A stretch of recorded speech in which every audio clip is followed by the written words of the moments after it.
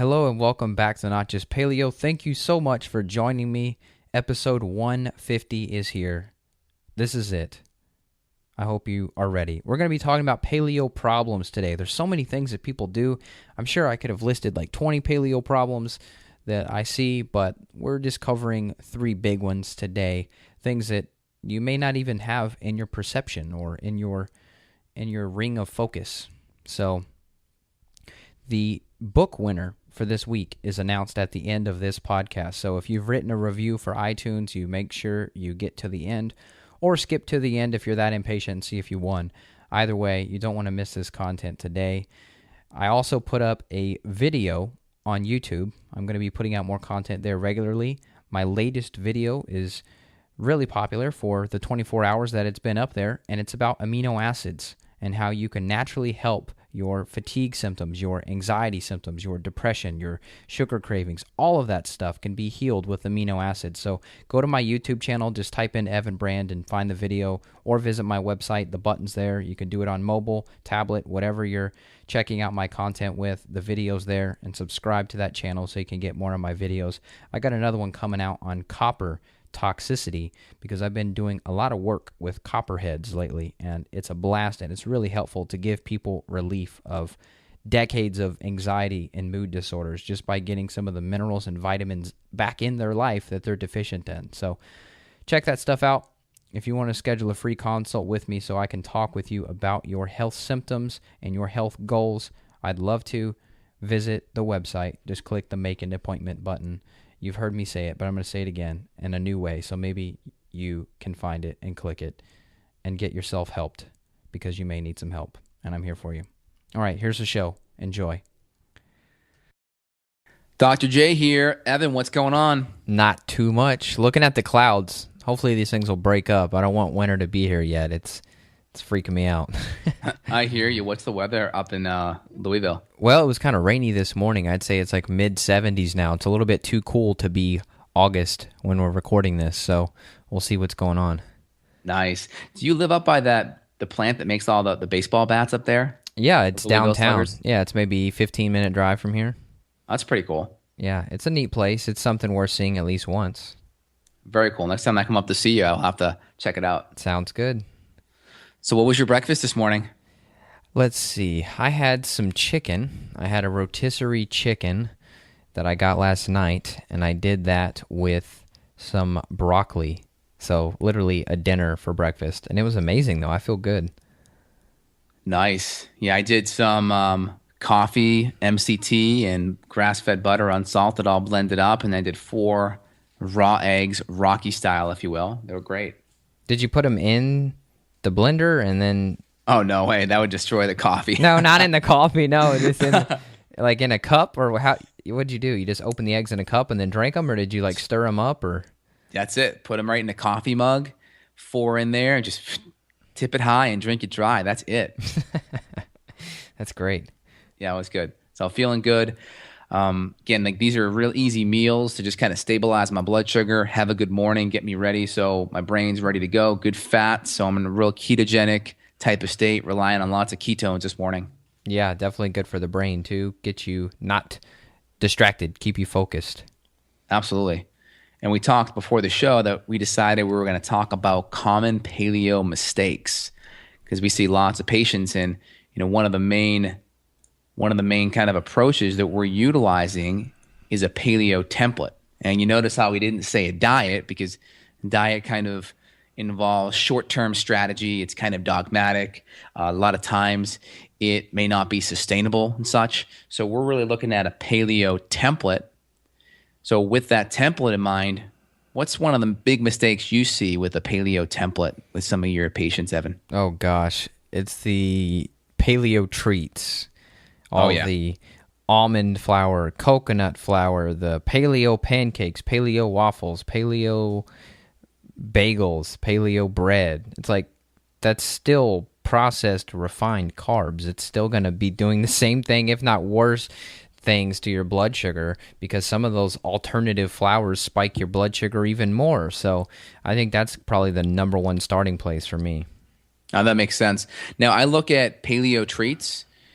they should be in your 10 to 20%. So if you're going to be cheating a little bit in your 10 to 20%, that may be a better treat for you than going and having gluten or having a pizza with cheese and a whole bunch of flour in there. So again, depending on how sick you are, some of my severe autoimmune patients where they're out for a couple of days or they have crazy symptoms, that treat may not be worth it. So when you're doing a treat, you got to figure out, like, what's your kryptonite? And if your kryptonite like puts you on your knees for a couple days and really affects your mood and how you perform, you may want to just think about bypassing a treat like that. But for myself, my 10 to 20%, I will have like, some coconut macaroons with some almond flour in there, but that's in my 10 to 20%. It's maybe 2 to 3 times a week. Typically it's after I've eaten a meal. So my blood sugar's already stabilized. So I'm not creating a blood sugar roller coaster. And I've already eaten some really good meals that day. We just got to make sure it's not part of a staple. We don't want to say, well, hey, I'm on this paleo kick, so this is going to be part of my diet. And it should not be part of the kind of the core part of your diet. Yeah, I like how you said your blood sugar would be stabilized first, because what I've seen when I'm looking at food journals is that people will just count a paleo treat as a meal. Like they'll get this sugar craving or they'll get this high from the compounds in dark chocolate, say, for example.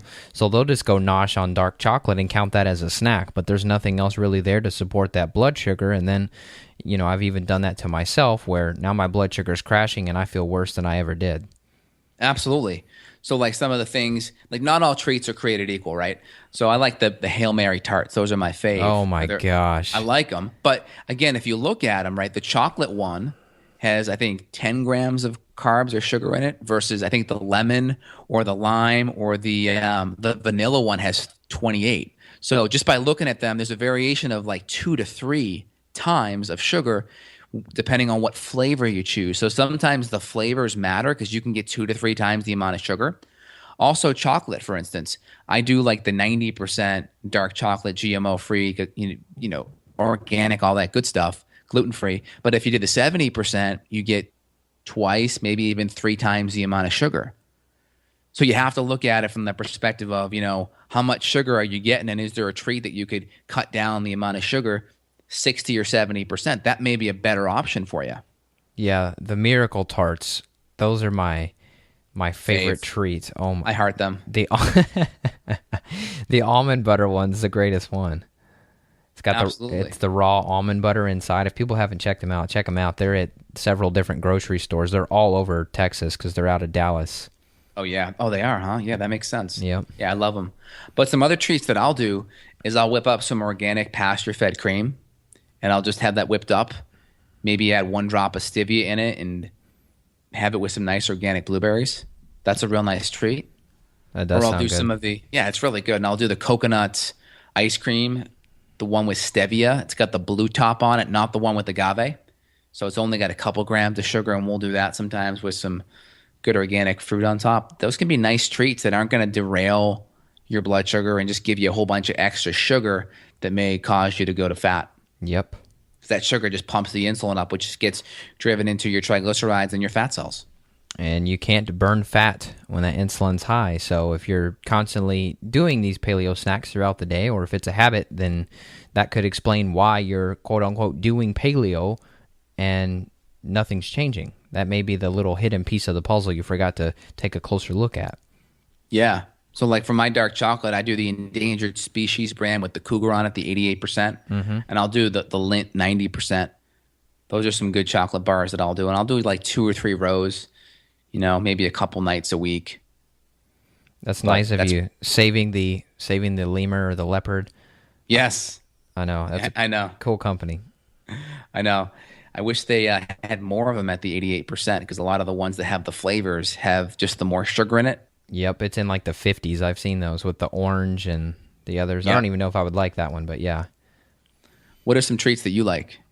Well, that Miracle Tart's got to be number one. Yep. Another treat that's not even really a treat, some people may laugh at it, is just I'll go to Whole Foods and just buy a big bag of organic walnuts, and I'll just throw those in a bowl, and I'll take just a little bit of spring water, just enough to get some stuff to stick to it, and I'll kind of mist that onto, a small bowl of walnuts, and then I'll just take some organic cinnamon powder and just sprinkle that over the walnuts, and I mean, just a handful of those is an incredible snack, and I feel so satiated. My blood sugar feels great after. I don't feel fatigued or like I'm going to kill somebody if I don't eat. That's kind of my go-to nut, if you will. Pistachios are another one of my favorites too, and I get them with the shells on, so they're actually doing the work. If I got the pistachios that were already de-shelled, I think I would just eat the whole bag. Oh, that makes sense. I also am a big fan of pork rinds. Pork rinds are great. It's just basically pig skin that's fried up. But I use the one by U.S. Wellness Meats, and they're great because they all come from pasture-fed pigs and just really good quality, and they use good fats to cook them in, and they're like potato chips. I get the barbecue ones and the salt and pepper ones, and there's just no junk in them, and it feels like you're having potato chips. I ought to try them. I've seen those online. I've just never went through the process of ordering them. Love it. Plus, you're getting pig skin, so there's a lot of nutrients in the skin that are actually going to feed and help your skin too. Right. That's cool. Maybe that explains why your face is acne-free. Well, that and also having a good, clean gut. That's true. Yeah, the gut's the mirror of the skin, or the skin's a mirror of the gut, right? If you have skin that's all messy, there's probably some gut stuff going on that's not too good. Mm-hmm. And then also, one more thing I wanted to add in there. Let's see here. We talked about the pork rinds. So almond butter can be okay. You just got to figure out, if you can handle it or not. I will do some potato chips every now and then. I'll get the Boulder Canyon ones that are cooked in a really good quality fat. Typically, I'll do like the coconut oil or sometimes the avocado oil with a little bit of sea salt. And we'll do that with guacamole. Just because the guacamole's got some good fat in there, and it will help stabilize the blood sugar. And I try to have a meal first. So I try to eat my meal, whatever it is, and then do that afterwards. That way my blood sugar is going to be a little bit more stable and won't go on a roller coaster ride with the extra bit of carbs. It does take a little bit of dedication to do that, not just run and just grab the chips in a pinch because you're hungry. Yeah. So I'm glad you're making that distinction there. Yeah, and a lot of times it's not just about what you eat, it's how you eat it and when you eat it and what you eat it with. So, right, potato chips by itself can be more derailing. You add in the avocado or the guacamole, boom, now you have a good fat to stabilize the blood sugar, and then you time it after your meal. It's like win, win, win. Yep. And I'll even just cook up some grass-fed meat, and I'll even just scoop up some of the grass-fed meat with the potato chip. That sounds good. Like ground, like if you have ground beef. Just ground up, and I'll just scoop it up and have that, and you're getting some fats and proteins along with it, so your blood sugar is just going to be just in a better place. Mm-hmm. So what's number 2, Evan? What's the second biggest paleo mistake you see? Oh, gosh. I would say the technology, man. A lot of the paleo crowd are super hooked in because they're all listening to podcasts like they are right now, so they're always having something on. And I think I was probably one of the first people to talk about the blue light issue on my podcast back when I had the guy from Low Blue Lights on. He's in his late 80s. This guy's pushing 90 years old, and he used to work at GE. Anyway, he shed a lot of light on the link between blue light at nighttime and cancer, and talked about these studies where third shift nurses had higher breast cancer incidence, thing like that. So I think people are still ignoring the importance of turning down the lights at nighttime, whether it's in your home or your computer screen or your cell phone, not using any apps that take away the blue. I think that's a big issue because a lot of people have sleep issues, whether it's staying asleep or falling asleep, one of the two. I think some of that, not all, but some of that is rooted in our overuse of technology, and a lot of people are just too tuned in and they don't want to shut off. And for me, I have to be diligent, turning off the Wi-Fi, turning off the computer, getting out in nature as much as possible during both the work week and the weekend to try to de-stress from all that EMF. I mean, I've measured large milligauss readings from my laptop keyboard. So, I mean, I've even felt some weird tingly stuff in my hands before when I'm using my computer for too long. So sometimes I'll switch over to like an external keyboard, for example, that's like a USB with like a little Logitech one, and that's kind of helped mitigate some of that. But I'm ranting here or going off on a tangent, but in a nutshell, the technology issue is pretty big. Yeah, and because the technology too, people are also getting access to a lot of different information. Yes. So I get my patients come in and listen to lots of different podcasts and read lots of different blogs, which is great. It's just really important that when you listen to things, you always have to use kind of reason and evidence and logic to make sense to things, because a lot of people are out there trying to make their name, and they're trying to be very kind of nichey, if you will, about trying to say something that's controversial so they can have people look at them more. And that's good and bad if it's true, because it's true, that's great. It'd be controversial to talk about this stuff. It still is now, but 10 years ago it'd be super controversial because people were all low fat 10, 20 years ago. So talking about eating fat would have been like, man, it's like total, like the devil. But today it's a little more accepted, even though it's still not the mainstream, because look at the food pyramid, right? The foundation is still grains, but people have, different perceptions because they're getting so much information, and it becomes paralyzing because what do you believe? So you got to use reason and evidence. You got to test it. You got to figure out what works. Again, there's not going to be one absolute. I think there's going to be certain core things that run true. Like some people may be able to tolerate grains better than others, but again, I think my opinion based on gluten sensitivity, people will always do better substituting grains for a healthier, more anti-inflammatory meal, for instance, right? So we got to kind of figure out what those absolutes are and not get too confused by all the information that's out there. And don't get paralyzed by the research, because a lot of the research says things on both sides of the fence. So you got to be careful and step away from the research, because it can be really confusing. So I'm a big fan of just testing things, right? Hear something, test it, see if it works for you, see if you see an improvement in how you look, feel, and perform, and then maybe add it to your routine. So don't get overwhelmed. Don't get paralyzed by all the extra info coming in. I agree. That's a great point. I just went over to a patient's house I told you about on last Friday, and she said, well, Evan, I heard this from this podcast, and I heard this from this podcast, and I read this out of this book, and they have this whole list of stuff that they want to go over where they've heard from other people that they should be doing it. So whether it's eating less vegetables, eating more vegetables, doing intermittent fasting, doing this, doing that, substituting this for that. And I just had to tell the lady, I said, look, you need to calm down. I said, feel how high your energy is vibrating now. You're like freaking out. I said, let's just relax, let's slow down, and let's focus on the basics and the foundations here. I said, I promise all these little tweaks that people are selling to you in these programs, ooh, this is the intermittent fasting detox cleanse. It's like, you don't need that right now. Let's just, your blood sugar's off the charts. Let's start there. Oh, okay, Evan. And it's like a sigh of relief for them that they don't have to freak out and have to look at every single 1,000th of a millimeter variable. I agree. And also, people listening to other people's podcasts, which is great, but a lot of these people, they aren't clinicians. They aren't like doing stuff.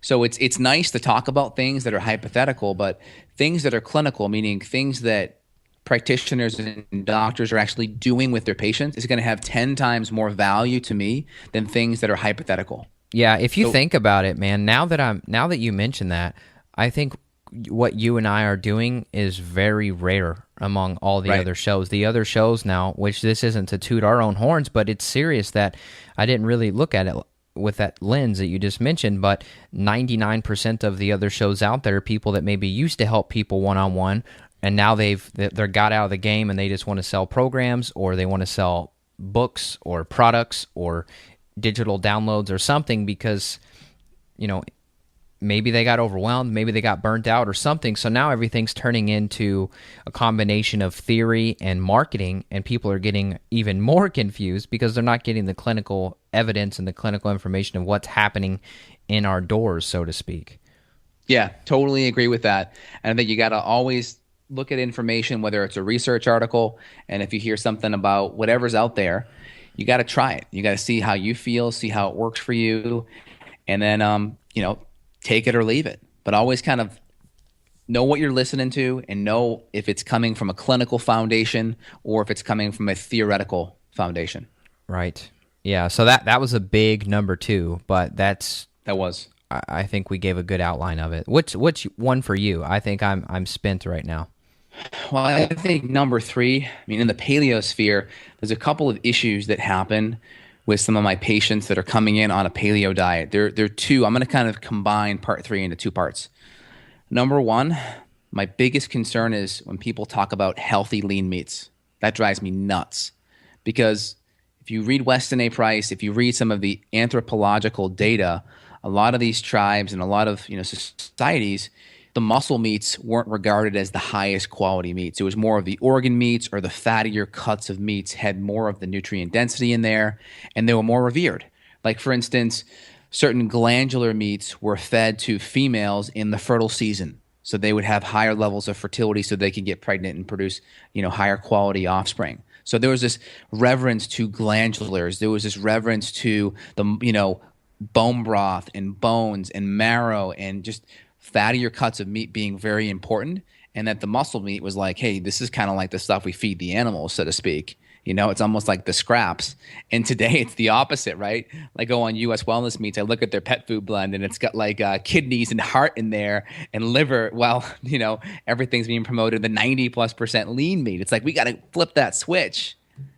And also, just a funny note, I actually bought some of their pet food and actually eat some of their pet food. And it's actually human grade. It's spillover. And they just take all the glandulars and they just grind it up and they sell it as pet food. And I asked them, I said, is there any problem with the pet food? Like, no, we just take the glandulars and we just grind them up and we just market it as pet food because people don't want it. But it's the same quality. It comes from the same animal, the same grass-fed, super clean animal. There's no difference in quality. It's human grade. They just market it as pet food because us humans don't want to touch the glandulars. Wow. That's amazing. I guess it is a little bit scary for some people because it's not perfectly packaged with a label and the ingredient list, and it's like, whoa, what is this living thing? It's alive. It's a lot more alive than some of the other stuff that comes packaged and frozen and sealed and beautifully labeled and things like that. Yeah, so the first step people can do is just instead of chicken breast, get chicken thighs. Keep the skin on there. Right? Get the grass-fed meat, get the 75 or 80%. Keep the fat in there. Take the fat and like just put it on your vegetables. It's kind of like a topping. That's a really good step. Take an ounce or two of liver and just like mix it in with your ground up grass-fed meat. You won't even know it's there, but you'll get that extra bit of vitamin A and B12. So what do you recommend? If you get like a strip steak, like a grass-fed strip steak, and you have that little strip of fat that goes along the side of it, when people talk about fat, is that something you would cook and eat? What do you do with that type of harder fatty tissue? Well, it depends, right? Like if we're talking like I do a lot of ribeyes or Delmonicos, and I'll eat that fat up. I'll totally eat it, and it's great. But I try to make sure it's grass-fed because a lot of toxins get stored in the fat of these animals. Mm-hmm. So we want to make sure that if we're eating the good quality fat, that we're not getting fat that's going to have a whole bunch of toxins stored in it. So making sure it's organic, grass-fed, all that. I'm still notorious, though. I go out to a really good steakhouse. I get it may be grain finished, so to speak, and I'll still eat some of the fat, but 90, because of the flavor, because of the marbling and it's dry aged, but 90% of the time we got about 30 pounds of ribeyes in our fridge that are all grass-fed. I got 50 pounds of ground beef in my fridge that's all grass-fed, 78%. So we'll do those majority of the time. And we'll do the rotisserie chickens with the skin on, and we'll eat the thighs, we'll eat the leg, we'll eat the skin. So we really try to eat the fattier cuts, the good cuts, and try to make sure the quality's there because that makes a huge difference. Yeah, the skin is amazing. That rotisserie chicken I was talking about, the skin, the way the seasonings kind of caramelize on there while it's cooking, oh gosh. And I haven't eaten lunch yet, so it sounds even better right now. I know, I'm getting hungry. And I'd say the part two on that would be just eating too low calorie. Yeah, totally. I see people, like they have a diet that's crap, right? They have this grain-based, very inflammatory diet, and they switch over, but because they aren't making an equal substitute, because so much of their diet was just crap calories, they haven't substituted enough of those calories for healthier foods, so they eventually get hungry. So I tell patients, if you're eating food and you're not feeling full within 10 minutes after that food, and within 4 to 5 hours you're starving, you're just not eating enough of that food, and or your digestive system just really isn't working well because you weren't used to that much protein and fat, and now you got to just up the HCl and enzymes to be able to break down that protein and fat, and you may even want to look a little deeper at maybe an infection going on that's driving some of that impaired digestion. Yeah, that's a great point. And the paleo diet, or the template, whatever you want to call it, it's pretty low carb in reality. You could eat a huge handful of broccoli, and that may only be 50, 60 calories. Right. And one thing, just to kind of piggyback on what you're saying, the thing with the paleo template, it can be high carb or low carb. And it can even be low fat too. I have some patients off the bat before we're supporting their gut because we're waiting for a stool test to get done. And we can't add digestive support because it will cause the stool test to be off a little bit. We'll actually do a low-fat paleo, not because low-fat's good, but because their gallbladder's screwed up and that's all they can handle right now. So we'll even do a low-fat paleo. We'll do a high-carb. We'll do a low-carb. We'll do, we'll mix it up. We'll do a keto paleo. So we can mix it up, and we have that latitude. So when people think paleo is just all meat, it's like, man, you just don't know what you're talking about, because I have some patients that are literally vegetarian or vegan, and they're trying to switch over to paleo, and we get them to do I negotiate in egg yolks and a little bit of salmon. So their diet's maybe like 5% like meat, and then the other bit is all healthier carbs that are not going to have all the inflammatory compounds like the legumes or the grains or some of the other lectin-rich vegetables. So they're doing more of the non-starchy, good, clean vegetables. They're doing some of the safer starches. They're doing some of the cleaner fats. So like avocado oil or olive oil, coconut oil, right? Things like that. And they're technically on a paleo diet, even though they're like 95% vegan, but they're eating such a small percent of meat. So you can't tell me that a paleo diet's all meat. It's just people trying to create an emotional attachment because they're trying to appeal to someone's emotion, right? Killing animals bad, therefore paleo diet's bad. It's just like the worst argument ever. It's because they really don't know the diet to begin with, and they don't want to have a conversation based off of reason and logic. But you can have 95% vegetables and good, clean carbohydrates that are plant-based and have a little bit of animal protein in there and avoid all the grains and crap, and you can still be on track. And I would say you're still on a paleo template. Yeah, definitely. Yeah. The meat thing it's going to be controversial for probably at least another decade or so. I mean, there's so much emotional issues from the factory farm still that we haven't taught people that these animals are happy. They live a happy life. This is what our ancestors ate. This is how they thrived. We don't have to go back 100,000 years to look at those people. We could just go back to even our grandparents who had farms that were eating food closer to the source, and they were much happier. So it's just a retraining process, I guess. Yeah, and also I always tell my vegan patients, don't kid yourself, right? Don't kid yourself that plants aren't alive. If you read Clive Baxter's book, The Strange World of Plants, they hook up electrodes to plants, and they approach the plants with scissors and clippers, and they make the little clipping sound as they approach them, and the electrodes spike. So the plant is somewhat observant that something is happening where you can measure some type of electrical communication from the plant.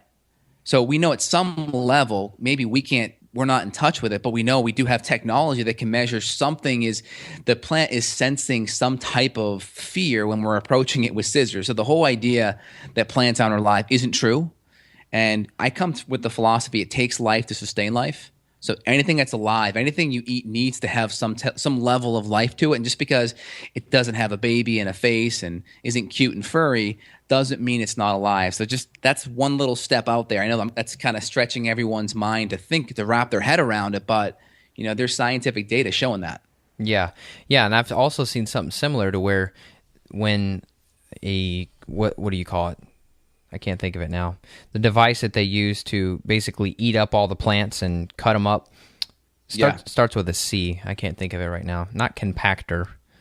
Anyway, okay. Somebody's yelling at me right now of what it is. Anyway, it's like a harvester. We'll just use the word harvester instead. As they're coming through and they're harvesting the field, the other plants they've been shown to hear that stuff coming. They're hearing the sound of that noise of their impending doom, and so they actually start to release more toxins and release more compounds, I don't know whether it's lectins or what it is, but they start releasing some type of compound and a defense mechanism once they hear it. So it's interesting. Now you start thinking, well, am I eating the spinach that came from the last row of the field, or am I eating the spinach that didn't know what was coming? So it's kind of funny how deep you can go with that.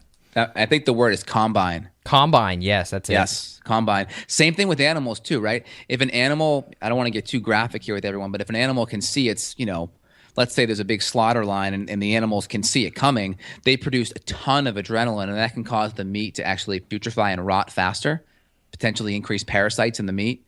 So ideally, if the meat is properly if an animal is properly killed, they don't see it coming. It's just like they had one bad day and they didn't even see it coming, so there wasn't even an opportunity for the stress response to kick in because it just happened instantly. Right, as opposed to if they were stored in a normal factory farm, their whole life is revolved around being miserable with high cortisol and high adrenaline and stress, and we're eating all that. So I think part of that plays into why society's really stressed and angry, and I mean, there's just so much stuff inside of them. That's a whole nother podcast. Yeah, and I just want to wrap people's head around it. It takes life to sustain life. There's data showing that plants are alive. And it makes sense, too, because, look, they grow. I mean, you got the Mozart effect. You play music. Plants grow in certain directions. They grow towards the light. You give plants pesticides and chemicals, or, they grow and respond differently to nutrients. We know that. So it makes sense. So the argument of, well, we got to avoid meat because meat's alive and animals aren't, well, it doesn't really ring true when you really look at the data. Plants are alive, too. Yep. So anything else you want to add, Evan? I think just kind of summarizing, be careful of the paleo treats. The sicker you are, you may want to avoid them. And if you are eating them, choose the ones that have the least amount of sugar, the least amount of damaging stuff in there. And again, maybe 1% of the time you could really have a full-out cheat, but you got to be careful depending on how gluten sensitive and how sick you are. Number 2, we talked about information overload. Make sure information kind of has logic and reason behind it and some clinical application, not just theoretical research. And number 3, see, what was number 3? There was a couple of parts to it. I think the low fat aspect, making sure we eat fuller fat meats, and then also just making sure we have enough calories, that when we replace our foods, that we're choosing making sure we have enough calories in the healthy foods that we're eating, and we're eating enough to begin with. And if for some reason we're not getting hungry and we're having issues, look to the digestion, look to the gut for a deeper reason, deeper underlying cause why. Yeah, great. And I would add lastly to that, make sure that you're actually moving. If you're not exercising, your metabolic rate's naturally going to be slower. You might not be hungry because this fat that you're adding into your meal could be so satiating that if you're not exercising to actually get some stuff moving, then you may not be hungry. You may eat less. So get moving. That's a whole nother topic, but the benefits are immeasurable. Great. I think I'm motivated to do a workout after this podcast, Evan. I need to get my brain going. I feel like I'm a little bit sluggish today, and you're killing it. It must have been the coffee that you had. Yeah, I think all the fat, too. I'm running off of ketones this morning, man. Right. All right, bud. Hey, great chatting. Hope everyone enjoyed the podcast, and feel free and write in. Again, our last podcast was done off of a viewer email, so if you guys want some topics covered, let us know. We're here to serve you guys. Absolutely. Thanks, Evan. Thanks, man. Take care. You too. Bye. Alrighty, Diety. That's what my grandma always says when she's leaving me, so I'll leave you with that. Now, I have to announce the winner of this week's book giveaway. Thank you for writing a review on iTunes. There were several of you in the past week. ABQ Mirox, Mirox. You've won a book. Please email me, not just paleo@gmail. That goes directly to my inbox. Please just put book in the subject line and send me your address and your name, and I'll send it to you. I don't know what I'm going to give you yet, but I got a cool stack of books here. So if you would like to get entered, please go to iTunes, write a review for the show. You have to do that to get entered, and that's about it.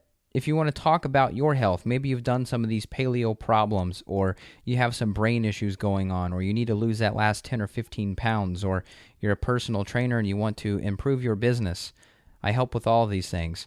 So schedule a free consult with me back at my website, notjustpaleo.com. Click the Make an Appointment button as soon as you get there, and that's about it. And then if you're somebody who wants to check out my video membership program, is starting to get really popular and it makes me happy. healthbloggerpro.com shows you everything from starting a blog. If you already have one, it shows you how to grow the blog, how to do the SEO, the search engine optimization, so that people can find you when they search for terms that you help people with. Podcast editing, I show you how to do every single thing necessary. There's 9 modules total inside of that thing with 150 videos total. That's a lot of videos, but it's awesome, and everything is narrated by me. I show you my screen. I click through all of the different apps and programs and show you behind the scenes of WordPress and show you how to make things look pretty, but also function well so that people can get access to your content. So once again, that's Health Blogger Pro. Your membership there supports this podcast and helps keep me going. And yeah, so check that stuff out, and I'll talk to you soon. Oh yeah, last thing. Okay, I know, I'm not supposed to give you too many calls to action because then you'll do zero. But I want you to go check out my YouTube channel. You can do it on your phone. There's a YouTube app. You can just go to your web browser. I put up an awesome video on amino acids and how they can help your brain. So whether it's fatigue, anxiety, depression, food cravings, all of these things can be aided by amino acids, and I do it every single week in the clinic. And amino acids are extremely helpful if you know what you're doing. So there's a video there on YouTube that I did where I'm on the whiteboard giving you a little bit more information. It's very short, sweet, and to the points. Less than 15 minutes, I believe. But it's really going to help inspire you to get started working on some of these things. And then where you need the extra help, that's what I'm here for. So schedule that consult back at the website, and I'll talk to you next week. All right, take care.